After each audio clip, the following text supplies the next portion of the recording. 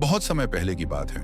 एक दूरस्थ राज्य था, विराटगढ़। इस राज्य पर राज करता था एक बुद्धिमान मगर रहस्यमयी राजा, विक्रमसेन। हर रात राजा चुपचाप अपने महल से निकलता और घने जंगलों के पार एक रहस्यमय महल की ओर बढ़ता, जिसे लोग कहते थे छाया महल। ये महल अजीब था, दिन में दिखाई नहीं देता था, लेकिन जैसे ही रात होती वो महल प्रकट हो जाता। दरबार में फुसफुसाहट होने लगी।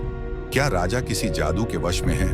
एक दिन राजा को एक काली चिट्ठी मिली, जिसमें लिखा था, अगर अगली पूर्णिमा तक रहस्य उजागर न किया तो तुम सब कुछ खो दोगे, अपना राज्य और अपनी आत्मा भी। राजा चौंका, लेकिन वह पीछे नहीं हटा। पूर्णिमा की रात राजा फिर से छाया महल पहुंचा, लेकिन इस बार महल वैसा नहीं था। वहां खड़ी थी एक रहस्यमयी स्त्री, छाया रानी। उसकी आंखों में गहरी पीड़ा थी। विक्रमसेन, तुमने मुझे भुला दिया, उसने कहा। राजा को याद आया, युद्ध के समय एक स्त्री ने उसकी जान बचाई थी और वह उसे जंगल में अकेला छोड़ आया था। वही स्त्री अब आत्मा बन चुकी थी। उसने कहा, मेरे अभिशाप से ही ये छाया महल बना है और तुम्हारी क्षमा से ही मैं मुक्त हो पाऊंगी। राजा ने हाथ जोड़कर कहा, मैं अपनी गलती मानता हूं, मुझे क्षमा करो। और उसी क्षण महल रोशनी में बदल गया।